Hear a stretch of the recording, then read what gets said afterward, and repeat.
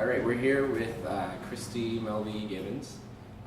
Today on July 11th, 2017, to conduct an interview for the UWM archives. This is just one more, I'm just going to ask you for your verbal consent. Yes. Okay. I think what we would like to start would be kind of just general, who are you, what do you do for the, Yeah, so I'm Christie Melby Gibbons. I'm ordained in the Moravian Church, so I've been a pastor for 8 years, and I asked the denomination if they would allow me to try something very different than conventional church. So they said, sure, what do you want to do? And I said, how about a context that works on feeding people's bellies before feeding anything else. I mean, we say that we nourish people's spirits and bellies here, but we just want to make sure that that all of our neighbors have access to healthy food that's made fresh, that's as local as possible, as organic as possible. So that's what we set out to do. So I spend my days making that possible here at Trickleby. We have a whole staff and a group of volunteers that help it be up and running. We've been open for 8 months. And it took about 2 years to kind of flesh out the whole vision for this and get it going. So, yeah. And did you grow up in this community? No, I grew up in the woods, literally about 3.5 hours away. No neighbors, in an Amish river valley. There were only Amish people within a few miles, so very, very dark at night, no artificial light for many miles. We were off-grid for a while when I was a kid, and then my parents got electricity in the house, so they still heat with wood. They grow a lot of their own food. So I grew up with that kind of sense of like sustainable, healthy eating, the importance of gathering around a table with friends, family, neighbors. So we wanted to do this in an urban context, so that's why we came this way. My first church was out in LA, so we spent 6 years there. It never really felt like home to us on the West Coast, so we wanted to come back and do something in an urban context in the Midwest. So we looked at a few different cities, but this one in Milwaukee just felt a little more right. Yeah. And tell us a little bit, just like where did you come up with the name of Trickleby's, and just kind of the story so far. So Trickleby is a totally made-up word. Which was really fun because we had to register the business, and you have to check if anyone else has the name, and we're the only one on the planet. But it's sort of a pun now. My mom always would use the phrase when I was a kid, like if we were about to do a big project, she'd say, oh, yeah, we can do that, but the trick will be if we can get enough money. The trick will be. I always heard it as Trickleby, and it just sounds like this whimsical word, kind of evokes images of bees working hard and making honey and helping things to grow. So we thought that would be a fun name. That's really cool. So yeah. So how was growing up with your family? Because you said you grew up in the middle of the woods. Yeah. So picture like Little House on the Prairie, and that was like my upbringing. Okay. So it is funny to feel kind of called to an urban context to do this work, having grown up with like animal neighbors. So I think I'm a total extrovert. My heart is kind of in the forest and in the fields where I grew up, but I think being with people is very, very important to me, and I want everyone to be able to be exposed to that kind of raw nature that I was also exposed to. So we're part of the urban farms in the city, Alice's Garden. We have a small neighborhood community garden here. So just kind of getting in touch with the land and getting your fingers in the dirt, eating fresh food right from the soil, like a few yards from where you live. That's been important to us. So we have some gardening interns this summer, and they signed on knowing what we were going to do. And then the first day they were like, I didn't know I'd have to get dirty. Like, yeah, that's the point of it. There's health in the soil. So, that's always been important in my whole family, just kind of being out in nature, communing with it. On my mom's side, we're Cherokee. So there's something sort of in our DNA that we're like kind of deeply connected to this land. And I want that to be passed down to my kids and other people that are in our lives as well. So you're using gardening Yeah. to teach your sermon, basically? Is that kind of how you're Yeah. using it? I guess, I mean, in that I'm a preacher, which is funny. I do officially preach at a church here in town. But in terms of me having a message of good news, I would say that it's deeply connected to the growth of our food system as well. Like that the closer we are to our food system and the people that grow our food, the healthier we are as a community. It creates jobs. You cut out all the middle people in the corporate world. You cut out most of the chemicals because you don't need them when you're growing them within a mile or two of where you are instead of shipping them across the country. There's just health on all levels. So I do get a little preachy, I guess, when it comes to the healthfulness of a good local food system. Yeah. Yeah. Let's see, what else? Do you have anything that you... Sure. So you said that that's something that you want to pass along to your children. Do you have children now, or can you tell us about your family? Yeah, I do. I have a 5-year-old who is very spunky and a little earth mama. We got 400 plants the other day from a local greenhouse, and we were planting them, and so there's this big mud pile in our yard. We were kind of potting things, and I looked around at one point, and she was standing just in her underpants in this big muddy tub, rubbing her whole body with the mud, and then she was making like mud babies and rocking them and singing. I was like, oh, that's so cute. So yeah, I mean, she has no fear of bugs or being out. I mean, she collects the cicadas. I heard them this morning for the first time. They're out. So we spend a lot of time, even in this urban setting. We live about a block and a half from here, out in our big yard. We have some maple trees we play under. Yeah, we don't really mow the yard. We just leave it kind of wild so she can go exploring with our cat.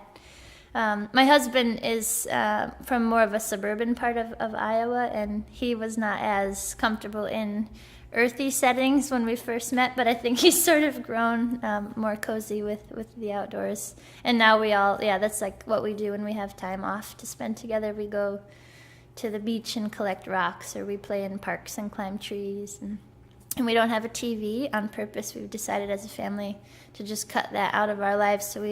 And people will ask us, like, well, what do you do all day? Like, well, we talk to each other, and we play, and we go outside. And I still somehow find, all the news that's happening, it comes to me. I don't need it to come through the talking heads on TV. But, yeah, we feel pretty fulfilled as a family. I love that. That really speaks to me. One of my mom's favorite things to say about me when I was a kid, because my mom is very into gardening. And also rocks. We used to collect rocks on every vacation we went on. But my mom would be out gardening, and I'd get her attention like, "Mama, puss puss loli," because I loved loli worm, and puss puss is Swedish for kiss. And she'd be gardening, and I'd give the little worms kiss a the worms. Like, That's adorable. Yeah, I think I can kids. relate to your 5-year-old. Yeah, kids should totally grow up like that. I mean, back in the day, there was no other choice for children. There weren't little screens to put them in front of, or there weren't controlled temperatures in buildings. You just went outside all year round and played and dressed for the weather. And I feel like that some of the decline of family and community that we've seen in the U.S., I think, is just because we're not playing outside enough. I mean, I think it's really that basic, and just kind of being connected to Earth and Earth cycles and rhythms. The other night we went to this whole full moon ritual at Alice's garden. It was beautiful. We just kind of honored the moon and mentioned our ancestors and poured libations for them and burned dried herbs. I mean, it was just this like lovely, lovely ceremony. And I thought, why don't we do this kind of stuff more often? People look at it as sort of like maybe it's Wiccan. I'm like, well, what if it is? It's getting us closer to the earth, So. That brings up a question that I've had. It's like cities are referred to as like concrete jungles. Yeah. I've been at camps where kids have never even seen nature at all. They've just seen maybe a tree outside of their wherever. Yeah, apartment or yeah. living at that point. Their apartment. But how does that play? Yeah, like, can you elaborate on how that plays? Yeah. How kind of city life is kind of Right. diminishing. Well, I think Milwaukee actually is a little bit of an anomaly in the realm of cities because the previous mayors have set aside such large areas to stay as green spaces that can't be changed. Like it's set that way, you know. So it almost feels like a bunch of small towns put together with large parks in between them. And that's one reason why we feel at ease here, because there are large trees in the neighborhoods and big swatches of green grass to run in. But we've noticed even with the kids just behind our house, one of the streets near us, there's a lot of rental properties, and the landlords are fairly negligent, and it happens to be a lot of, what would we call them, underprivileged neighbors, lots of poverty and unemployment and hunger and crime. It all kind of goes together. But the kids from that street, they don't have a respect for nature as well. I think because there isn't much directly around them in that spot, or the trees get kind of beat up, or there's litter everywhere. So why would you care for it if it looks kind of dumpy? So there's this interesting mindset. But then those same kids, if we can get them over to the Urban Ecology Center for some of the little camps that teach about like care for the earth and how to explore and what's amazing about it, then you can kind of see it start to shift in their minds. There was a camp I worked at in Iowa where we used to do this camper exchange. We'd send a group of rural Iowa farm kids to inner city Chicago, to the Cabrini Green area, which is like a very troubled neighborhood. And those kids from the inner city there would come and spend a week in rural Iowa. And it was really interesting to see how it went. A lot of the urban kids that were in my care, it was a very frustrating week because they would litter everywhere we walked, and they didn't understand why they couldn't just throw their chip bag in the forest, and they didn't like all the bugs and the hiking, and everything was such a drag. And I found myself like so kind of worn thin at the end of the week. But on the day it was time to leave, they were the ones clinging to us and saying, "We don't want to go. It was so fun." You know, I'm like, "Oh," and they're like weeping. You know, it really affected them. So, yeah, even giving kids a chance to experience something very different from what they know is important. There are kids that live right here that have never seen Lake Michigan in person. Really? And it's like 4 miles from here, almost exactly 4 miles. If you drive straight east, you're in the water. They've never been there. So sometimes we do that. We'll just grab a couple of the kids with their parents' permission and just go to the beach, and it's like you can watch their horizons expanding, like, you know, like it's so big, it looks like an ocean, and it's so blue, and then they like splash in it, and almost is kind of baptismal. They're like they come up a new kid, and so those kind of things are really important. Just even little things like to go 4 miles away to see a very new thing. But if you're in a family that has no car, or you know you don't know what's out there, some people don't really leave their block. So yeah, we just want to be about exposing people to goodness wherever it is. And we've had discussions about kind of like scale. Mm-hmm. So is that what would your comment be on like the scale of kind of Milwaukee, like what you said, like people don't go out of the block. Like, Yeah. Is that a way that we would be able to change this community? Oh, getting people yeah, I have outside? loads of thoughts about the scale of the city, and even access, I think, has a lot to do with this topic. So we chose to put our cafe right in the middle of this neighborhood, and we live here too, but we looked at all the demographics of unemployment and food. I mean, there's no grocery store within a mile of here. Or the ones that they put in that they call grocery stores are like corner stores with a little deli in it. You know, like there's no real fresh produce. So I think the not leaving the block thing sometimes is just practical reality for people. If you don't have transportation, you just walk to the nearest whatever, the dollar store or the corner store, and you get something to put in your mouth to sustain you, even if it's not nutritious. But I just think, I look at all these other parts of the city that seem to be kind of hopping and thriving, and it tends to be more east side, the farther north on the east side too, like Whitefish Bay and Shorewood, and even west into Wauwatosa, things are just alive. And you look at how things are laid out there too. The sidewalks are wider, there's more parking, there are bike lanes that are safe to bike in. Trees are planted strategically and they're maintained. If a window gets broken or something, it's fixed quickly. If spray paint goes up, it's quickly removed. But in these neighborhoods, there's been a stripe of spray paint on the block across the street, the whole block, for about 9 months. Every single building got sprayed with a can, and nobody has done anything about it. And there's the broken window theory, that if a window stays broken, people just see it, more people will come and break more windows. Just kind of how the cycle works. So I think if somehow even city resources could be reallocated and strategic plans could be put into place to make sure that every neighborhood had a fresh grocery store or whatever it would be that would sustain the community, even gardens or something, that would make the blocks healthier, so that the people who are in there that don't leave the blocks just feel like they have a more fulfilling life, instead of just kind of being like stuck in the hood, as people sometimes say, like, oh yeah, like I don't ever get out because this is all I know or all I deserve, or but it really isn't rocket science either. There are buildings everywhere available that are you can find landlords that aren't negligent. This landlord of our space is totally open and kind, and if we have a problem, he comes and helps fix it, and he tears up when he sees what we're doing because it's so healthy in the community. And you just need people with vision and passion to kind of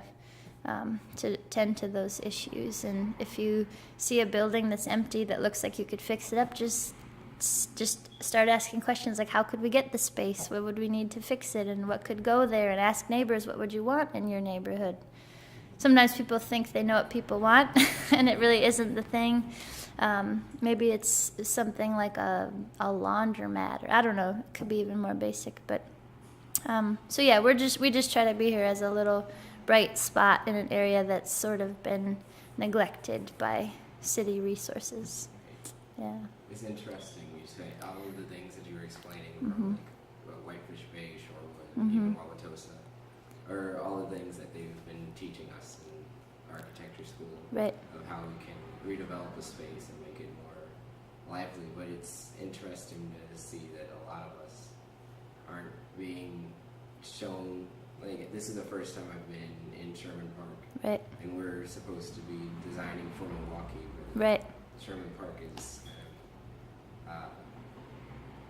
isn't brought to the light as much. Yeah. It's maybe like the east of the river. Right. It's just over the river west. Yeah, and you think that, like, I mean, I know things are allocated differently in the different, especially places maybe like Shorewood and Wauwatosa, maybe having some different jurisdictions, but the city of Milwaukee should have some stuff available to everyone, right? Like in terms of the upkeep of streets and trash removal and things like trash removal. In this neighborhood, the recycling truck comes on a random day almost every month, sometimes not every month. And if you lose the little flyer they stick in your mailbox, the paper flyer that says when it's coming, you don't know when it's coming. And if you miss putting your bin out, they'll miss it, and then your bin starts to overflow. So everyone thinks that people around here are litter bugs, but maybe, I think in part, some of it's just that our bins start to overflow and everything blows in the wind. And then I ask people, like, up farther east in the more wealthy areas, how often does your recycling truck come? Oh, every week with our trash. Oh, I mean, it's just these little things. And our alleys don't get plowed in the winter. They don't plow alleys, apparently, in the poorer neighborhoods. So if you have a car, which we do, in a garage, but you don't have a snowblower like us, you kind of get stuck, or you have to shovel a lot, or it just becomes these little icy ruts that you have to traverse. And those, I mean, they're sort of first world problems, I guess, because we have a house and food and everything, but they're problems that don't have to be there with a city that could look more carefully into all of the neighborhoods like Sherman Park and just pay more careful attention. Our alderman is great. He lives right next door to us, and he's all about, like, pouring resources right here. And that's why he's intentionally stayed in Sherman Park. Like, it's a good neighborhood with good people. We just need to redirect some of the energy and money. So we were at the festival on Saturday. Mm-hmm. We talked to a lot of people about my specific question was, how would you change? Like, what's the biggest thing you would like to change about your community? Mm-hmm. A lot of people said that there's a big problem in Milwaukee with. They said segregation. So like, yeah. I mean, what you've been saying is, I feel like it's more resources are poured into wealthier parts of Milwaukee. Yeah, and whiter parts. Yeah, I mean, and definitely totally. whiter demographics of Milwaukee. And I'm just developing ideas of how we can get that changed, how we can have Milwaukee's government see what's happening. Do you have any ideas about that? I mean, it's a big subject. Well, part of it is just like that access thing that I talked about. I'll hear well-educated people, even on city council, say things like, well, people in the poorer neighborhoods don't want the good grocery stores. I'm like, what do you mean they don't want? We want good food. And the grocery stores like Outpost or Sendik's or whatever, all the big ones, the prices are not that different compared to Pick and Save and some of the other ones in terms of fresh produce. It's just they're put in areas where people think everything costs a lot more, but really, if you look at the prices and how much is in each can, like I've done research at this Family Dollar up the street, and the serving sizes are smaller, and the nutritional value is obviously negligent in the food there, but you're actually paying more per ounce. So poor people are actually paying more for their food than people in some of the bigger stores. So it's not true that food is more expensive, or that people who are poor or unemployed don't want that kind of food. So, I mean, I love Pick and Save has now like sort of shifted. They have like an aisle of kind of healthier, organic. They even have a brand, I think, that they go. I don't remember the brand, but all organic, all non-GMO. So, and people are buying it. They're finding so. And same with us being here too. People said, well, people in your neighborhood aren't going to want organic food or vegetarian food. But we're finding exactly the opposite. People are coming and saying, I've been vegan my whole life, and I was eating at Wendy's. I was eating the French fries and the salad at Wendy's and finding that I was never full because there's no nutritional value, like it's all so processed. And they said, now I can eat somewhere like a few days a week and feel full, and it's delicious, and the community part. So the pay what you can model too has been something really interesting that might even be a model that could work in other parts of the city. Like, what else could we pop up that's pay what you can? Like could you have a pay what you can grocery store? Pay what you can laundromat? I don't know how it would work, but the model seems to work. We are sustainable. 8 months in, we have brought in our first quarter, a quarter of our what we said we would bring in cafe sales for the year. So something's working, and I think it just calls forth the generosity of people that have a little more, and it allows dignity to people that can't pay a fair price to put something in and still feel like they contributed, but people aren't staring and judging like, oh, you only put in $2. So it's really cool. So I've thought about that, like maybe we could have info sessions on what is a pay what you can model, and how could we work with the city to do more, especially in neighborhoods that are really underserved. Maybe something like that could bring more change. I mean, it seems like what you're doing here, a lot of people, when we mentioned Trickleby's, everybody's like, oh yeah, Trickleby's is, I love that place, That's that kind cool. of thing. So that's definitely, because we were talking about our last interview, and he was talking about these cop houses.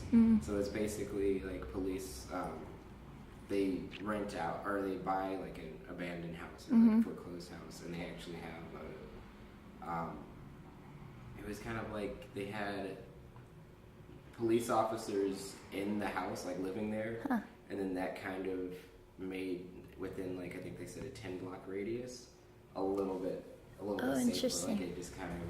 And then he was talking about like implementing that, like plopping them into different areas. So I feel like maybe you think change would start small, something like just a community like a community garden. Like Yeah, your that kind of stuff is really, it's cool. The community garden thing is really cool if people are taught gardening skills. Because sometimes what I see is people plop a community garden into a neighborhood that kind of needs it, or maybe we think they want it, but then no one is shown how to garden. If you've never planted a seed, it seems overwhelming, like, well, I don't know how to garden.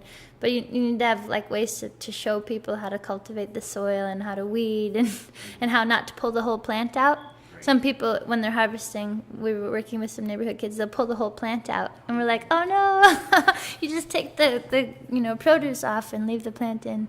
So there are lots of things I think that we miss when we come sort of helicoptering in with ideas. But one of the things that I'm most delighted by when I go through these neighborhoods is when I see neighbors going around with each other just picking up litter in bags. And I always honk and I'm like, thank you, yay, because that shows that people care about their neighborhood. Just this morning I saw this elderly man walking down the street with his little grabber picking up all the stuff on the block behind our house. And that shows, first of all, that people care, but it also makes it safer because there's often weird things on the ground, sometimes needles, used condoms, things that are like you just don't want kids to be playing with, and the kids play everywhere. So just to have the streets look safer is good for the morale, I think, but then it's also physically better for everybody. And I think sometimes that can be what turns whole neighborhoods around. I know this guy who started like a flower, I don't know what he would call it, a flower, not ministry, but he would go and offer to plant flower beds in people's yards, and then he would tend them. And he did it on this whole block, just these, daisies and violets, just little kind of bright flowers. And the whole block just got really beautiful, and he noticed all of a sudden the drug dealers stopped hanging out in that block. And that's literally all that changed. Flower beds, and they were being watered, and they started blooming, and it suddenly felt just sort of like, oh, I don't want to do this kind of dirty work in this beautiful setting, so they moved to a different street, So that's interesting. And we had, when we first were gutting this space for our cafe, the drug dealers used to deal off of our front steps, and every day, we had to step over them, and I eventually started to introduce myself and chat with them, and occasionally they come in and eat or have coffee. I know them. I try to talk with them about what their dreams are outside of the work they're doing now. But I've noticed that they started, once we got busy here, they started to move to the corner, and now they're on the other side. You can just watch it happening. It's almost like there's this sense that, like, I know what I'm doing is not healthy, and I can't really be around a place that's really full of health. And that's, it's sad that they feel they have to move, but it's interesting that it happens that way. So. I think that's, if you change, like, you can change an individual kind of like that, just like through settings. Yeah, I continue to chat with this one person in particular, and he comes in probably once or twice a week for coffee, and I make sure to sit with him and get him talking about what he would want to do if there were nothing barring him from seizing an opportunity in life. Like, what would you want to do? And I get him to talk. He wants to be a teacher. He loves working with kids, and like he's just stuck right now dealing, and that's paying the bills apparently. But he doesn't look terribly fulfilled. He's often kind of down and out of it, and always in trouble with the cops, and like. But I always wonder, like, what would it take to interrupt that cycle for him? A job? I don't know. Someone to just talk with him once in a while and really hear him out? I have no idea. I deal to him sometimes. I bring him like organic grapes and chocolate and stuff. I'm like, here, try this. So I don't know. Maybe I don't think that I have the power to transform people, but I know that transformation happens when people are plugged into healthy community. So yeah, so we'll see. Maybe a little seed was planted and something good will happen. Yeah. I thought it was really interesting what you said. I love what you said about that man who plants the gardens along the streets. And actually, something that I've been particularly interested in through this class is the way that stewardship and caring is demonstrated in the way that people keep gardens. Something I've noticed walking around the neighborhood is that you'll walk up and down a street that has, the streetscape is broken up by homes that are in disrepair. You know, people haven't been able to afford to upkeep their porches or paint their house or their shutters or gutters or what have you. But many of them will still have meticulously maintained yards. They're mowed, the trees are pruned, there are flowers. And to me that was inspiring because it speaks volumes for the kind of people who live there, that even when they're having trouble with the costlier sides of maintenance, that they're willing to put the time and effort and caring into beautifying their street. And I guess as someone who is so involved in it, if you could tell me what your feelings are on just, I guess,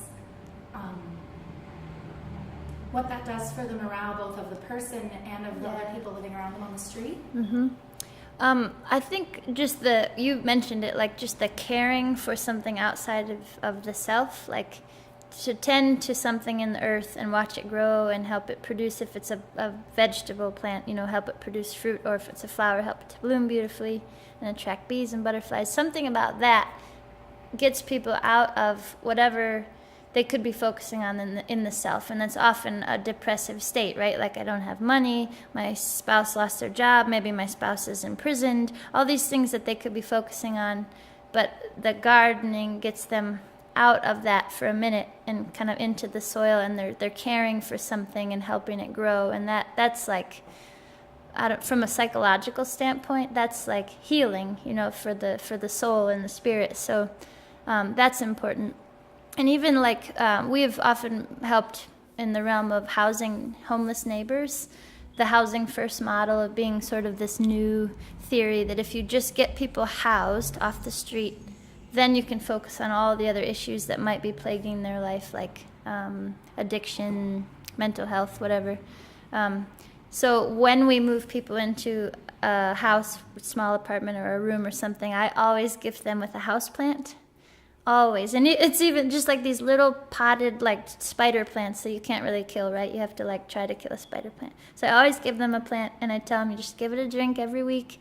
But that's something that they can be tending to, you know, outside of themselves that will hopefully grow. I haven't heard that anyone's plants have died, but I think that's the main thing about it, is the caring for life, which sort of gives you life in return.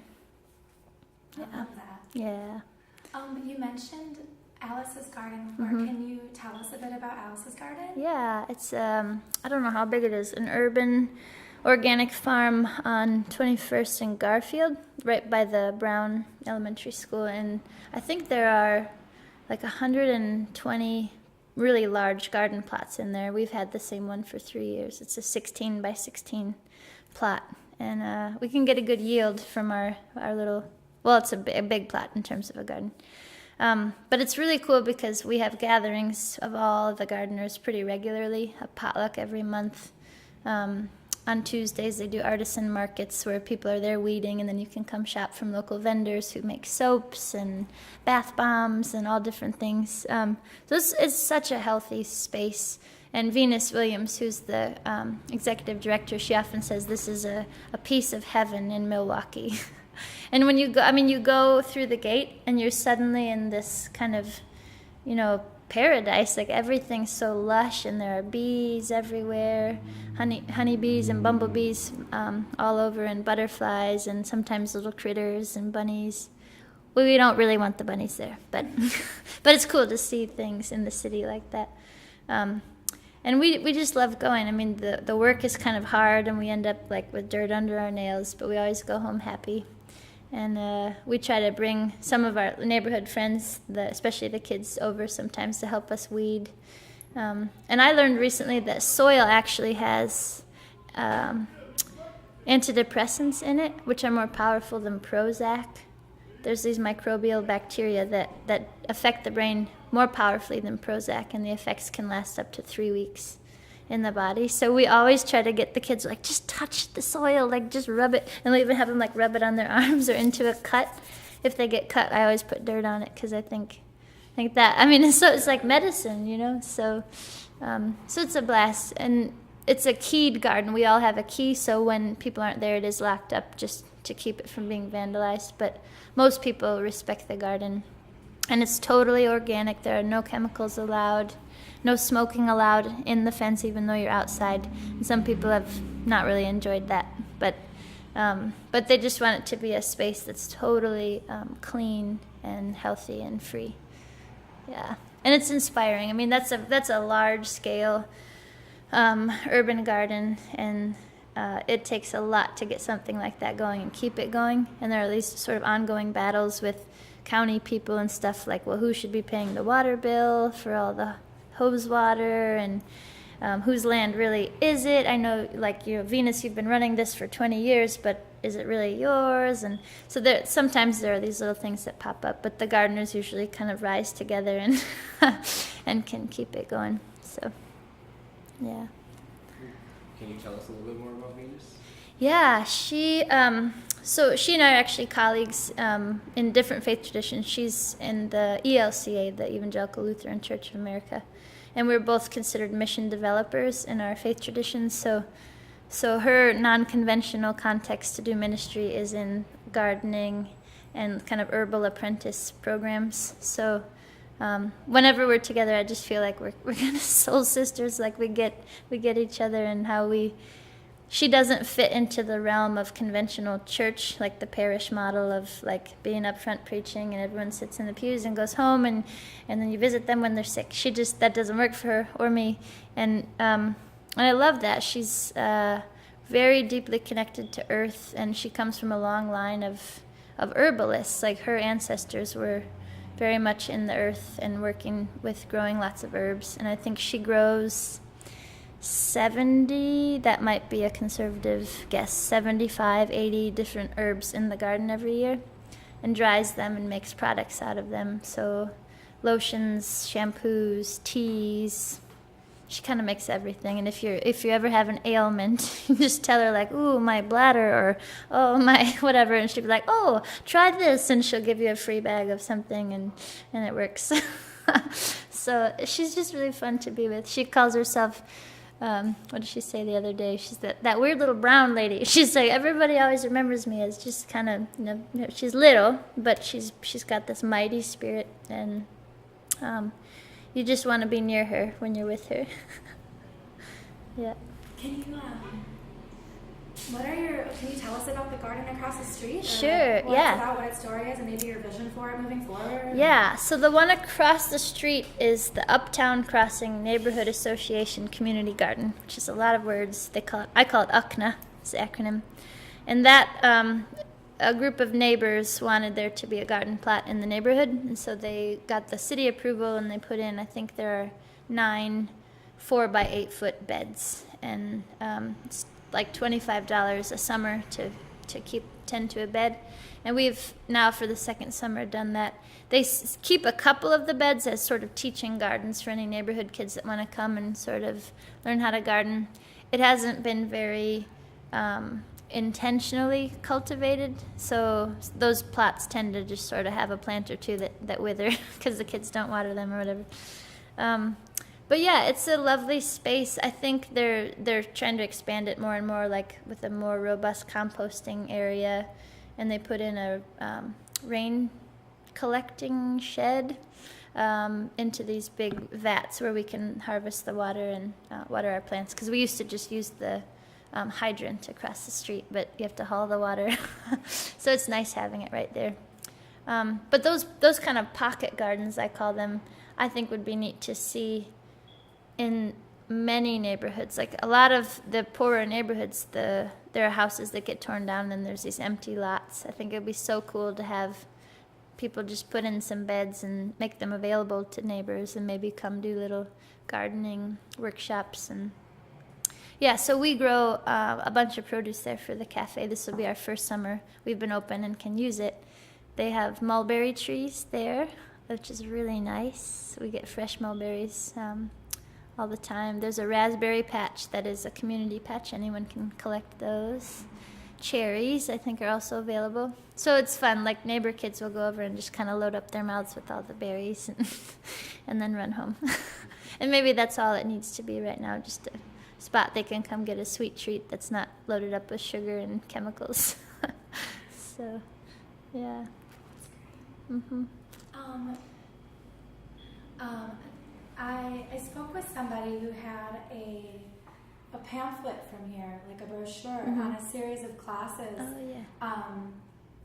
I think they ranged from gardening to what to do once you have the food, once you have the harvest, how you can cook it, how you can preserve it. Yeah. Can you tell us a little bit about those classes? And yeah, that was that actually wasn't our idea. It was like 6 different organizations: Groundworks for Milwaukee, the Milwaukee Peace Garden Initiative, Victory Garden Initiative, UW Extension Office. There was a whole bunch of people that came together and said, let's let Tricklebee be a hub for bringing in these experts in all those different realms to talk to any interested neighbors about things. Because we are not experts here at Tricklebee. I mean, we can plant things and they sometimes grow, but I don't consider myself a master gardener or anything. So we called in experts to come and do the basics. Like, we called it Gardening 101. If you've never planted before, here's how to do it. Here are the supplies. We had people come talk about how to harvest and what to do with your produce. Can you chop it and freeze it? Can you make jams or pickle things? We had people come and teach people all those things. And it was a really popular, like, our capacity is 25 outside of the kitchen. And we had probably almost full every workshop with people coming.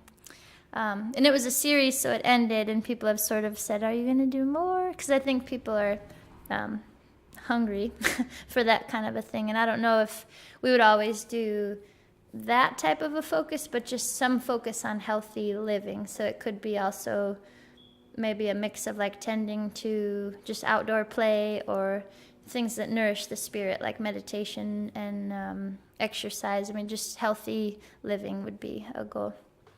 And that's how we see ourselves. We want to be, we call ourselves a community cafe, so we want to be rooted right here in the neighborhood, meeting needs and bringing the things to people that usually you have to go into the fancier parts of town for.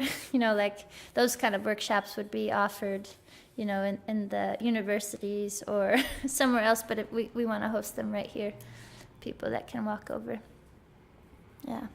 So that would be, do you think you could get more of the university involvement? Would that be something that I have known how to reach out. I mean, it's neat working with you all on this project, and a couple other, like, MSOE students want to help build some raised beds on the lot right next to the cafe, but I haven't quite known how to reach out or to whom to connect with, to partner with us. Or if classes need a project of some sort or have an expertise that they can come share with us, or I think that would be really cool to do in the next, like even in the fall, have like a fall series where we're focused on whatever. You know that Arabia is going to be coming back here with us. Yeah. Because what we're doing now is gathering the stories, but what they're going to be doing in the fall is actually going in and trying to figure out how it can help. Yeah, implement some change. Yeah, that's cool. Definitely, if you keep in contact with the region, definitely try to get a lot more involvement. Good. This is definitely something that he's got his heart in. Good. Yeah, I could tell.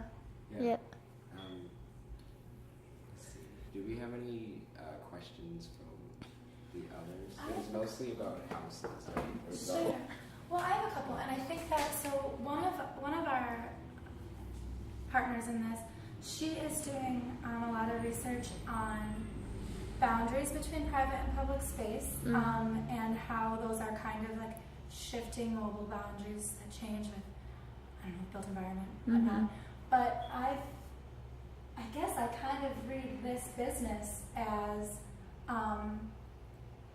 sort of blurring that line in a way that a lot of other restaurants or businesses don't. Like, certain people feel welcome in a place and others don't, and there are perceived boundaries that different groups will cross. I don't know if that's too vague of a topic, but I feel like this place does a lot to blur that boundary. And was that intentional? And can you tell me about that? Totally intentional. I mean, we even there are gaps, and we don't fully seal things off. I mean, there's an alarm system but we want people to be able to maybe peek in and see what we're about when we're closed. And even like the payment method, we don't issue bills or receipts to people. They just toss something in the bucket if they want to.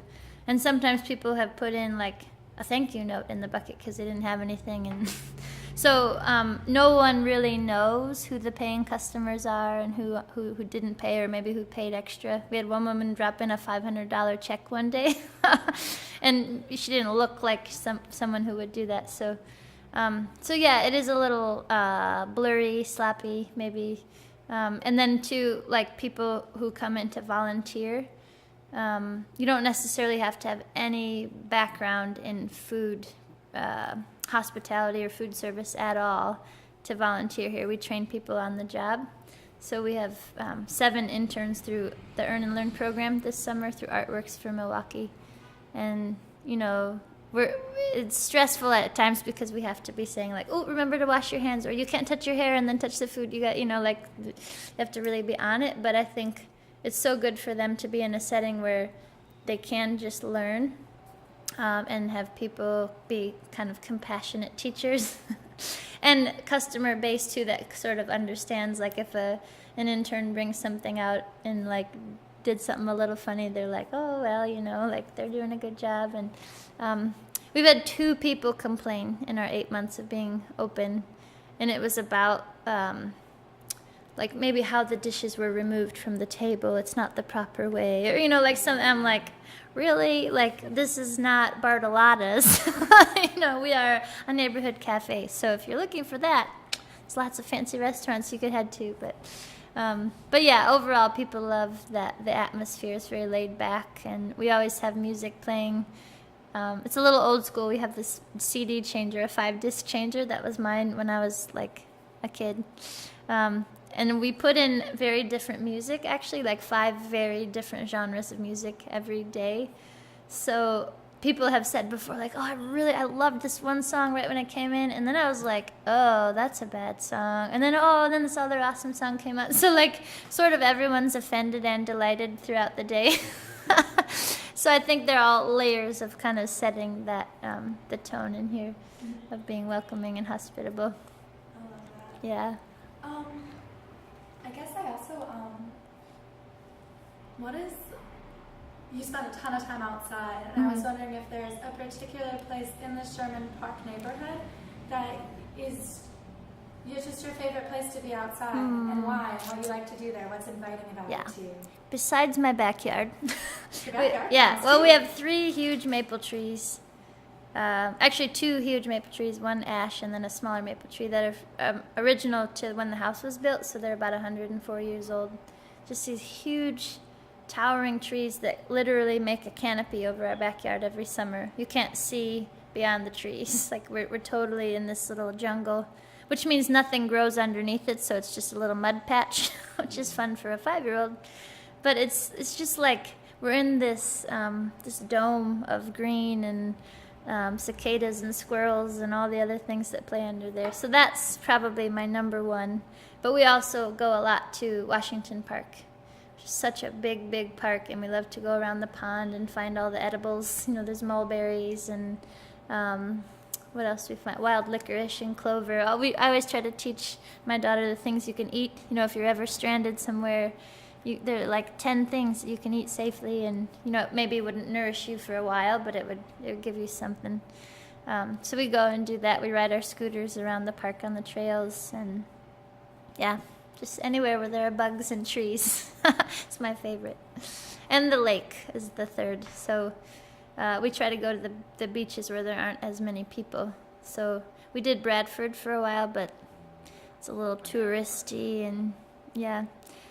So Clody Park, which is farther north, and Grant Park, which sometimes has a lot of people, but just a little more earthy and forested.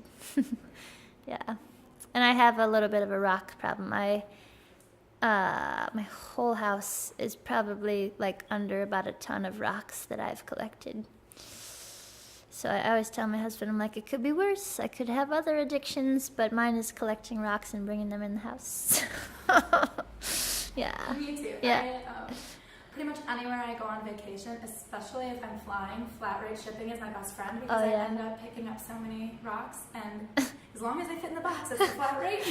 I put them in my suitcase, and they always have to check my bag because it's stuff they can't see through. They're like, what are these large objects? And I'm like, it's rocks, and they have to take it all apart. Yeah. So our house, I mean, this space, obviously the paint itself is not a terribly environmentally friendly thing because of the way paint's made, but we tried to make paint colors that evoke nature. You know, green is peaceful and kind of earthy, and then we have tan. And the floor was under here, this tiled floor from the 30s, like that was just there, and the colors were like, oh, there's our colors, great. So we wanted it just to feel like, sort of like you're in someone's home coming in for lunch, or and a lot of the wood is like rescued from the trash, and the tables we built from rescued porch posts, and yeah. What's the story of the, like right over this entrance, there's some, they look like 2x4s, kind of different colors. They're all pieces of wood that I found in different trash bins throughout the city. Wow. And when we were getting our permits for construction and everything, the what's his name? I can't even remember his name. The guy from the city who came to issue the permit said we actually had to pull all that down. And I just air nailed it all up, and he's like, yeah, you can't have all these different kinds of wood in here. Can you name all those? And I was like, all right. Maple, oak, maple, cedar, cherry, oak. So I started doing it. He was like, apparently you're not supposed to have lots of different wood in a public space because it all burns differently. And I just said to him, like, if there's a fire, we're all just going to run away, and it doesn't matter how much a piece of wood is smoking, right? Like, and so he had to check with his supervisors, and they let us do it. But I thought it was cool because they're all just like old, futons and window panes, and yeah. It's definitely all part of this community. Yeah. And that's what's cool too, because it's like a symbol of kind of that patchwork of, bringing together a diverse community to make something beautiful. Yeah. So we've eaten here a few times, Mm-hmm. and you have a different menu every day that we come in. Mm-hmm. Can you tell us how the community responds to that, and how you kind of figure that out? Yeah, most people love it. Some people will get really attached to this thing they had, and they really want to see us make it again, and we're like, we don't even remember how we made it because it was what we had. And most people really love it because you never really know what you're gonna get. And our cooks, just before you came, I was sending her a list of all the things that we got this week from the farms. So we have 8 pounds of pink radishes and 3 bags of frozen arugula. And I go through and give her an inventory, and she's like, all right. And then she sits and kind of plans out a menu, and will give me a list if there are some things I need to go buy. We try to just go off of what we have, but sometimes we have to supplement. So it's fun for the cooks. They love the thrill. It's almost like one of those reality cooking shows, like, here's your box, go. So they have a blast. And we really have found some, amazing recipes for things. And some of the weirdest ones have been, the best things. We made a radish soup the other day, and I was thinking, oh, no, this is going to be, our downfall. Who's going to eat radish soup? But we were scraping the bottom of the pot that day. People couldn't get enough of it. So I'm like, yeah. And there are folks that come, and every day I always know that they just say, one of each, please. And I just go through and, yeah. Yeah, and that's how we structure it. So if you did get one of each, it's like a full meal, right? Like you'd have your salad, a soup, some kind of sandwichy thing, and a baked good or two, and a drink. So, yeah. But decent portion. Yeah, and that's something intentional with the network of cafes that we're in, the One World Everybody Eats network. One of the marks that we all try to abide by is portion sizing. So, if you go out to Applebee's and you order off the menu, they bring you something that's like what I would put on the table to feed my whole family. They bring it to you. And it's always like, whoa, this is 8 servings of a salad with some bread on the side. I mean, it's huge. So here we tend to serve small, and if people want more, we'll bring it, and no questions asked. Well, of course, we'll bring you more. But we find that most people are satiated once they eat it. They're like, I'm actually full. Interesting. So American portion sizing has been kind of skewed, I think. And our plates are smaller too, psychologically. So if your plate is full, it's interesting. Yeah, you feel full.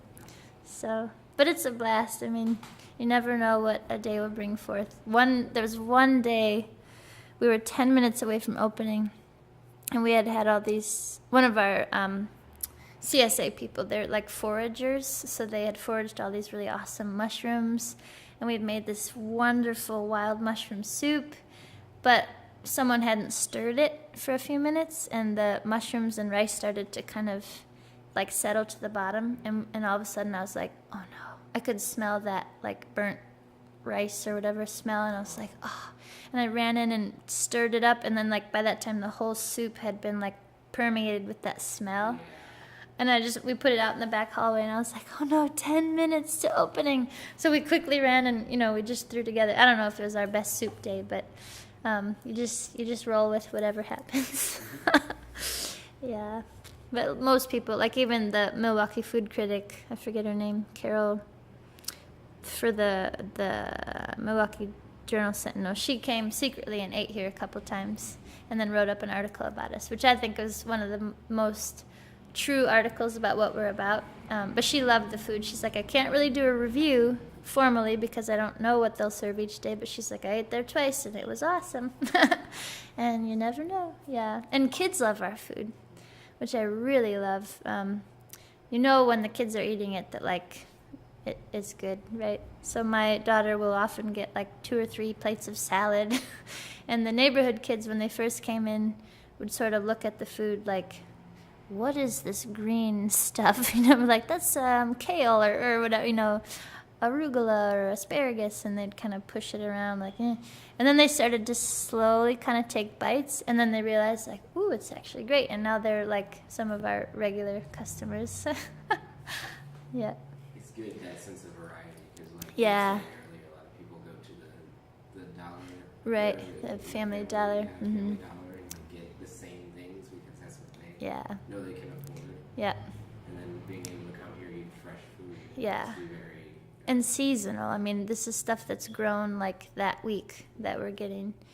Yeah, we did, some groups have come in to volunteer here from more suburban areas where maybe they're not exposed to impoverishment or even exposed to the businesses that are in poorer neighborhoods. So we will often take them to the dollar store and give everybody $1, and we call it the Dollar Lunch Challenge. We say, buy your lunch, and then we'll come back and make it.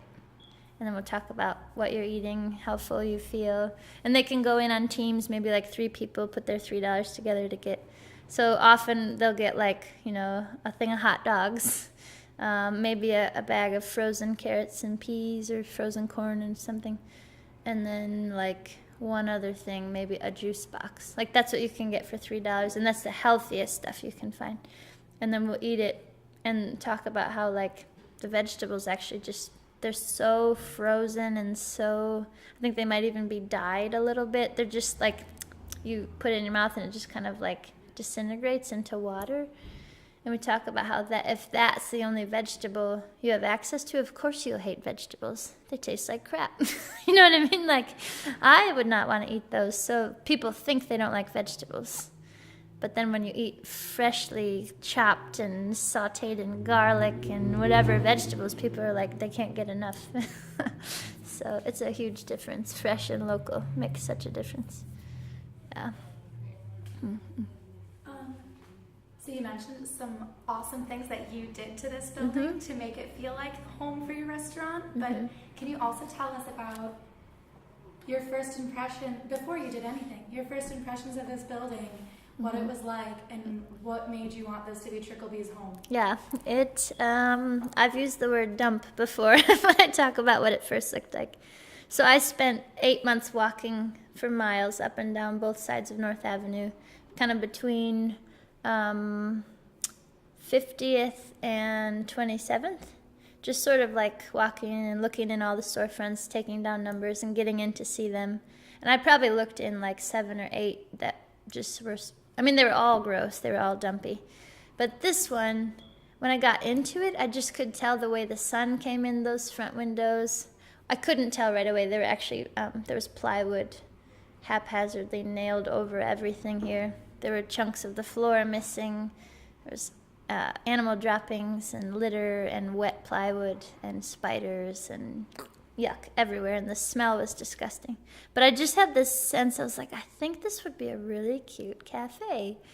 And I said that to the landlord, and he was like, wait, what do you mean, a cafe? And I'm like, yeah, like a little kitchen, we can make fresh stuff. He was like, you mean like a place they can get like a cold sandwich that's already wrapped? And I was like, no, like we make it fresh. And he was kind of thinking like, I don't know if they'll let you do that. This place is so gross, you know. So just give me like a year and I'll show you. And we did it. We just, once we pulled all that wood off the front and sealed everything from the outside, then we could start to see that this beautiful light comes in all day long.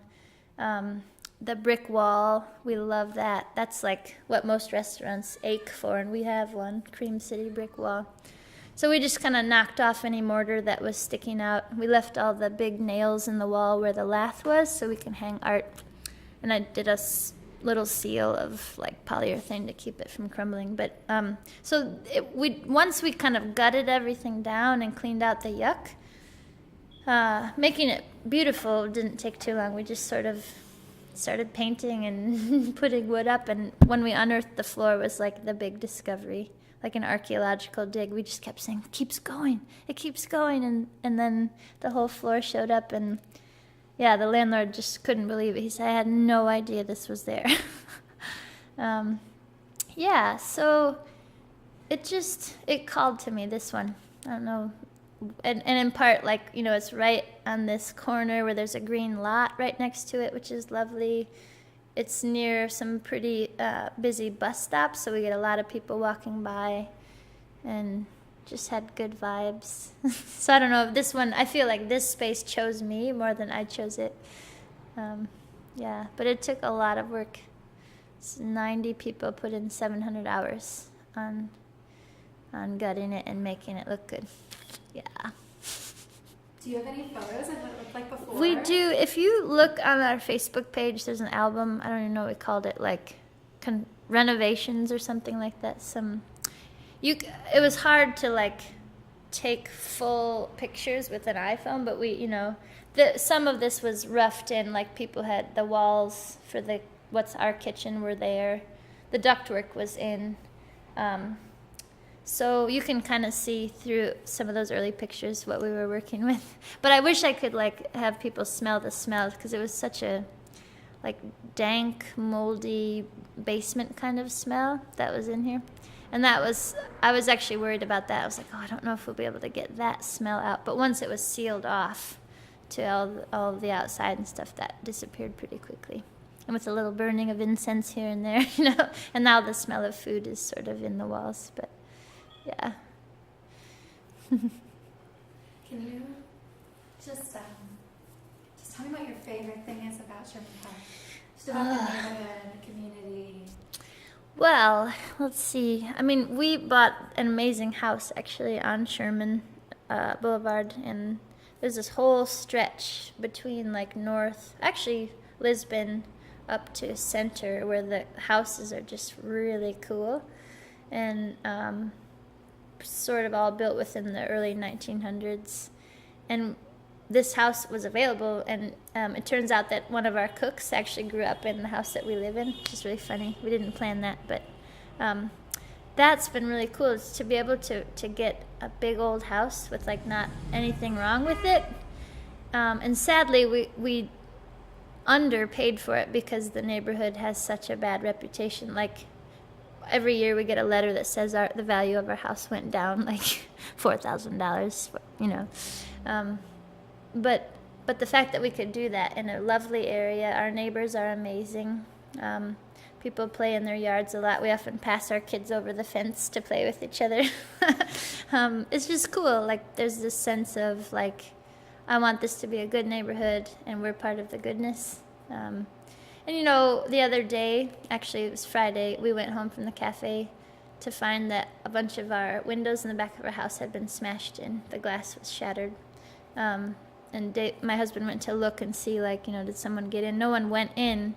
and we couldn't figure out, like, well, why did someone break our windows and not go in? But then we realized later, because it was 2 little girls under the age of 8 that did it, that live right behind our house, because some boy in the neighborhood told them we must have money hidden in the house. We don't, but that was the perception. So stuff like that happens, but who's to say that doesn't happen everywhere else, right? Like, I mean, we haven't felt targeted, or, you know, we haven't been robbed or held at gunpoint or anything. I know that stuff happens in the city, but I think it's actually a really great neighborhood.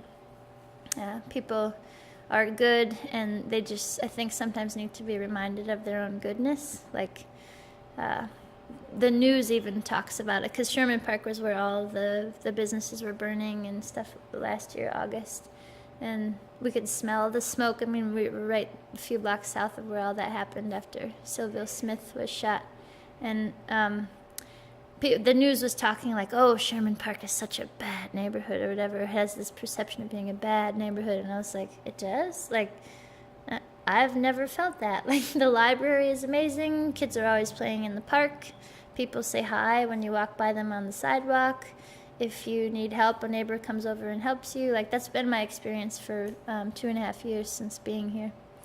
And even all of that on the news last year, that wasn't neighbors burning.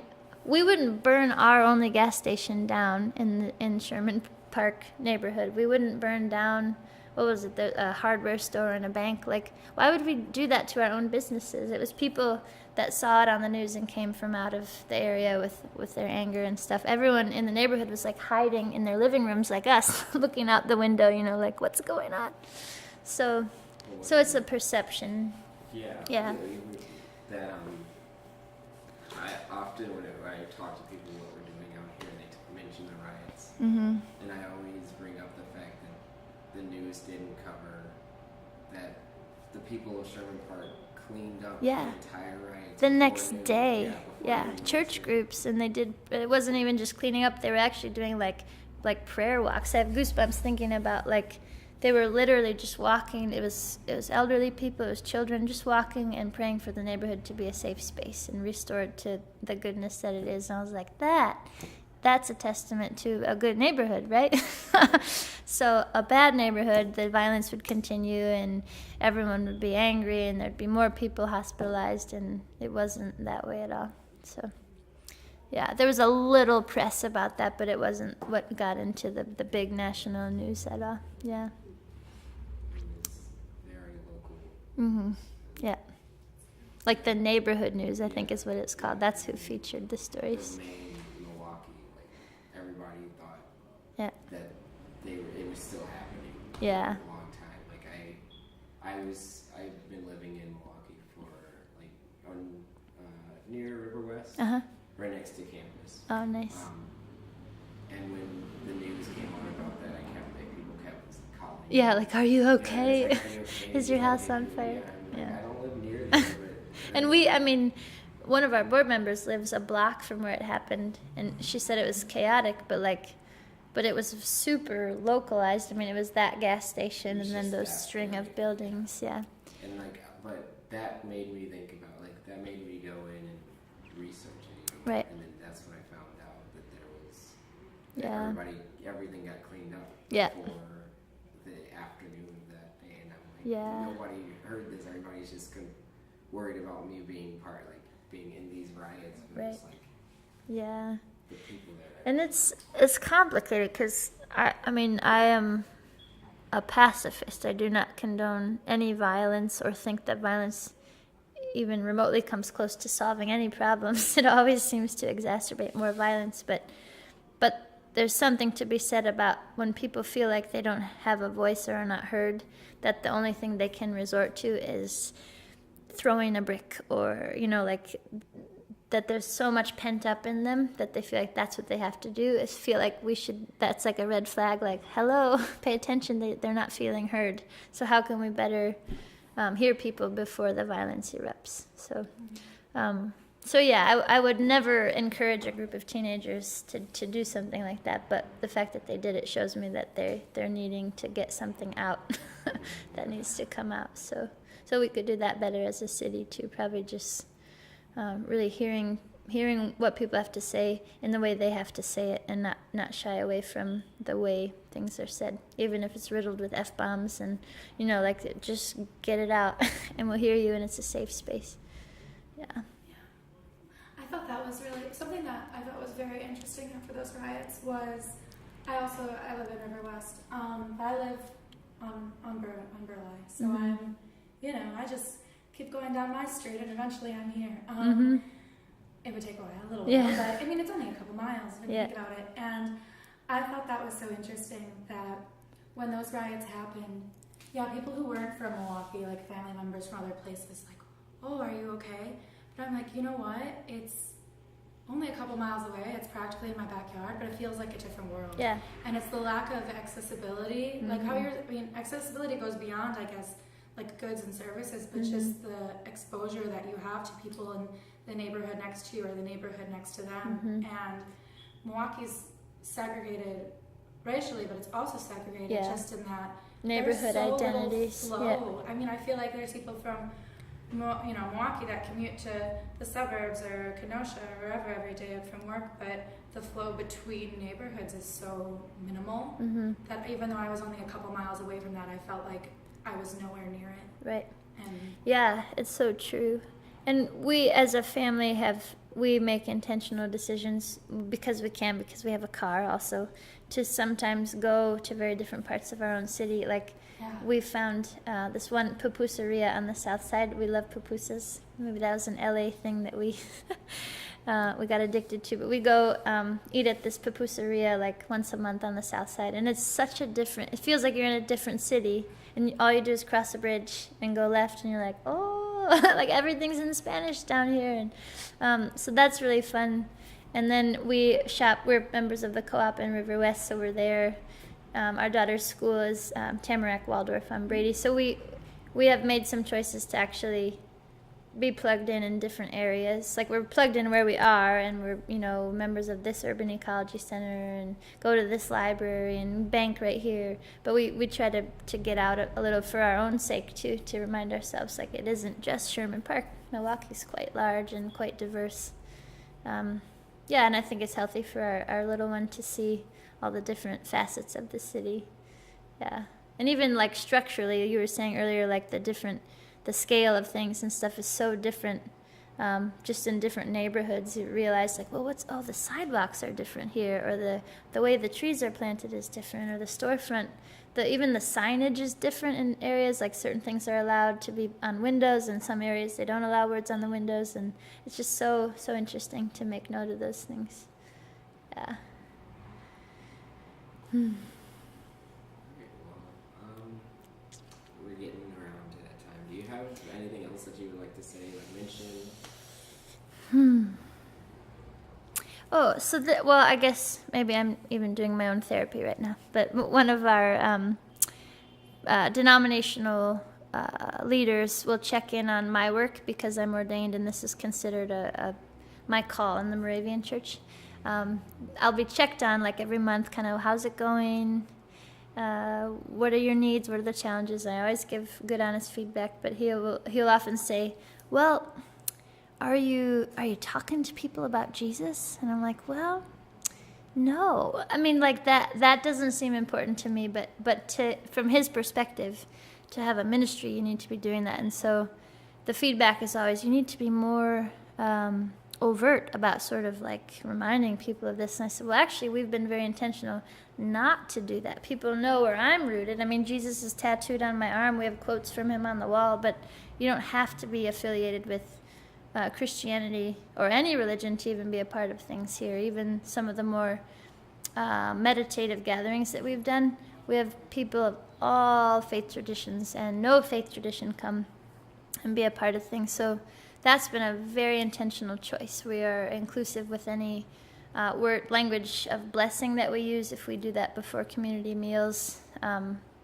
we want it to be a space where people can come in with gratefulness for the food and gratefulness for community, but not be turned off by this like jargon that has turned off so many people, especially folks who are maybe in their 20s and 30s who just kind of like have a bad taste of church or faith communities in their mouth. So So we've been intentional. We say that we are a place of spiritual nourishment, that people can, there's like little blessings and poems and liturgical things, but they tend to be very inclusive and open, just to get people thinking about their connection to earth and other humans and higher power, divine work.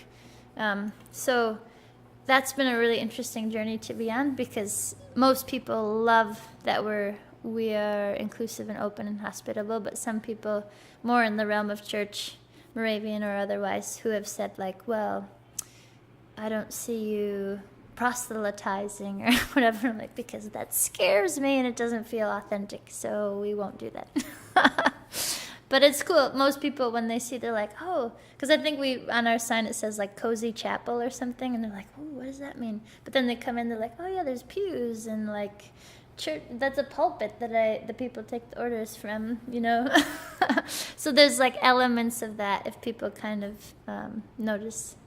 So that's it. It was in my brain.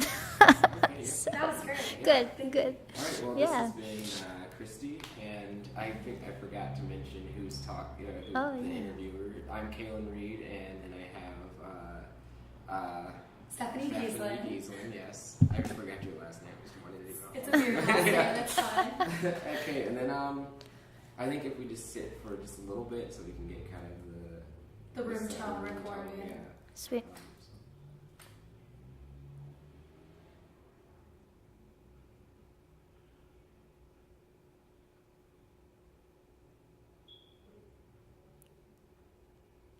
Alright, that should be enough, about 10 seconds. Alright, I guess we can.